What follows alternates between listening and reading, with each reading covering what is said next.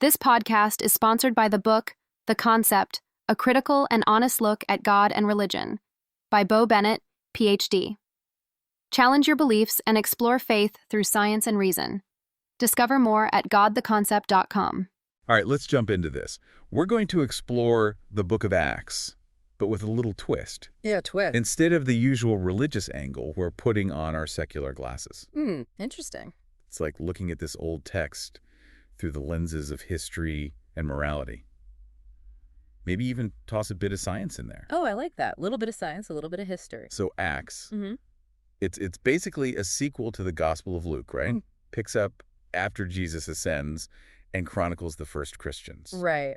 Chronicles the spread of Christianity, all the happenings in those early days. All the drama, conversions, miracles, even some run-ins with the Roman authorities. It's quite the story. A real window into the past. To get it, we got to step back into their shoes. Back in time. Back into the first century. It was a whole different world back then. Okay, let's get specific. One thing that pops out in Acts is all the miracles. Yeah, those are hard to miss. Like Peter and John healing that lame beggar. The guy who'd never walked before. Right.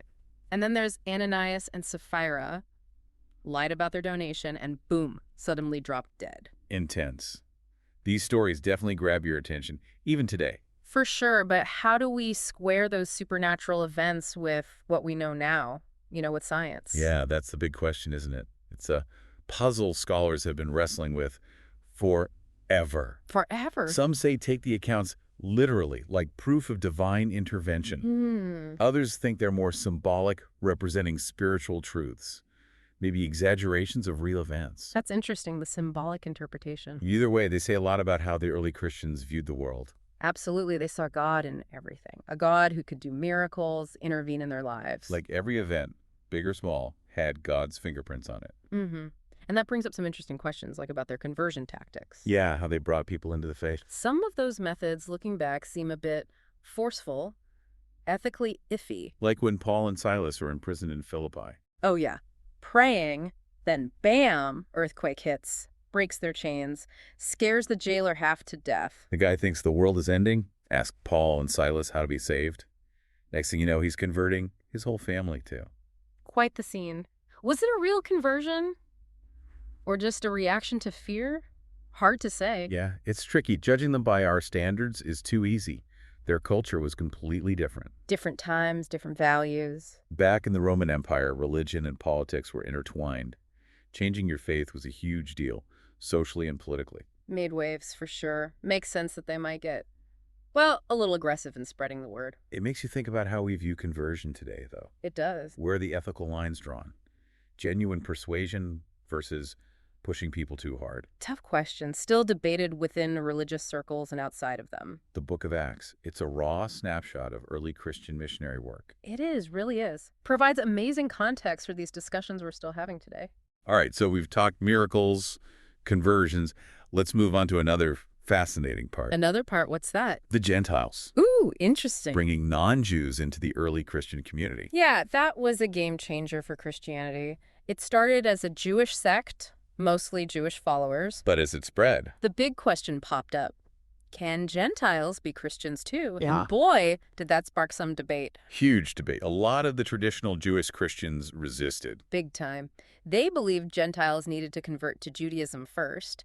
Then they could embrace Christianity. Double conversion. And that struggle, it's right there in the story of Peter's vision. Peter's vision. He sees a sheet coming down from heaven, filled with animals considered unclean by Jewish law. Unclean. Ooh. A voice tells him to eat, but Peter's like, nope, never eaten anything unclean. Understandable. But the voice insists, saying God has made them clean. Oh, I see where this is going. Peter finally gets it. It's a message from God. Gentiles shouldn't be excluded. Wow, that's a powerful image. A turning point for Christianity's message of universal salvation. It went beyond just Judaism, embraced anyone who believed in Jesus. It's an idea that still resonates today, that faith can cross any cultural or religious line. It's a powerful concept. But even back then, accepting Gentiles wasn't easy. Definitely not. It was gradual, full of tension, people arguing over how to do it. It reminds you that social change, even within a religion, it's never a clean, straight line. Exactly. Bumps along the way, progress, then setbacks, people wrestling with new ideas, challenging old ways. Makes you think. Speaking of challenging norms, Yeah. the way women are portrayed in Acts is something else we need to look at. Ah, yes, the women of Acts. That's a whole other conversation. Yeah, it's a real head scratcher, isn't it? You see these women doing things that were pretty unusual back then, but still stuck in that patriarchal system. Totally. Like Lydia, this successful businesswoman, becomes a big deal in the early church in Philippi. Lydia, oh yeah, she's great. She's smart, capable, rich even. Hosts Paul and his crew at her place. And don't forget Priscilla travels with Paul and her husband Aquila, actively involved in teaching and spreading the word. They were a real power couple, huh? You could say that. And sometimes she's even mentioned before her husband, which could mean she was the more prominent one in their ministry. Really?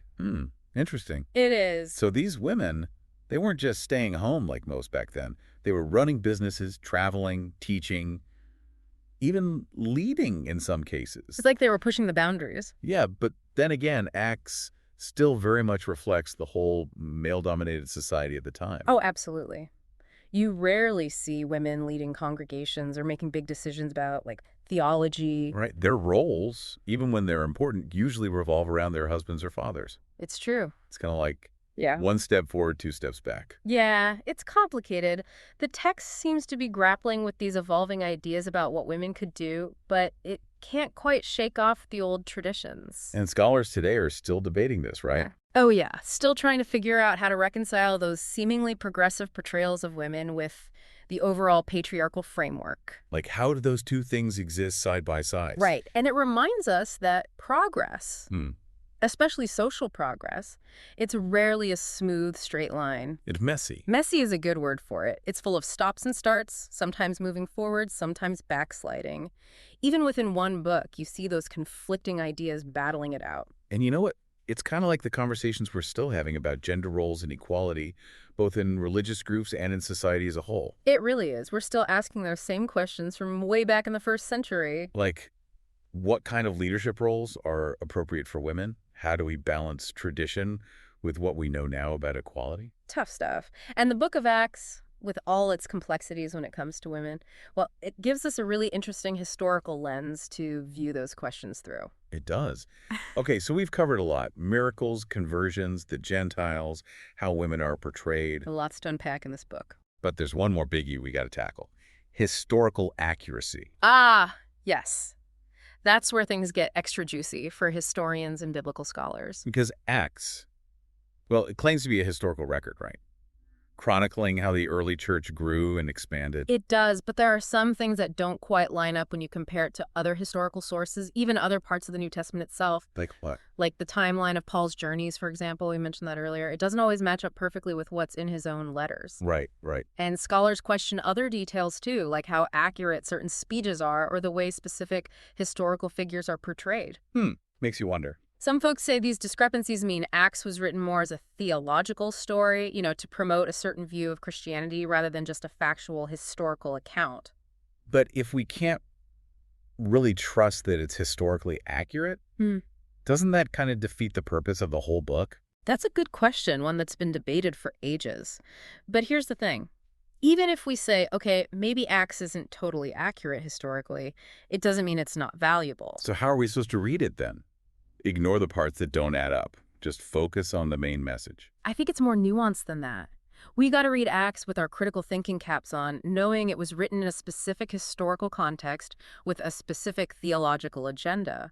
But at the same time, we can still appreciate it as a really powerful story, a story that tells us a lot about what those early Christians believed, what they struggled with, what they hoped for. So we're like detectives.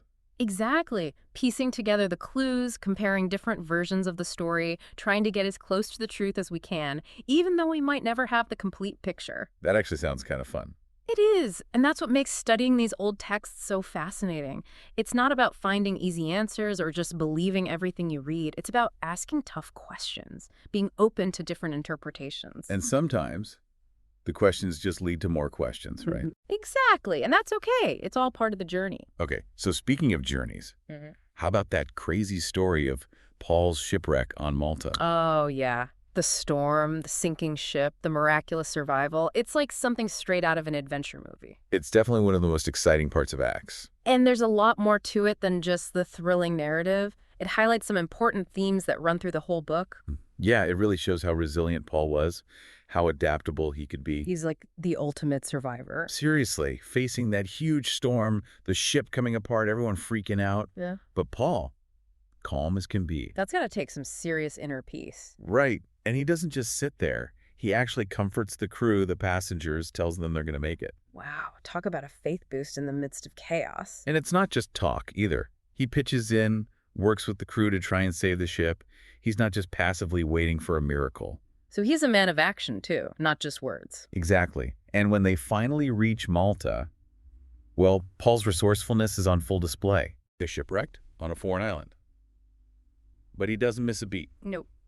He connects with the locals, helps them out, even does some healing, gains their trust, even though they're from completely different cultures, speak different languages. It's a great example of how, even when things are toughest, we can still connect with people, make a difference. It really is. Speaks to that human capacity for compassion, for bouncing back, no matter what. It also ties into that theme we see throughout Acts.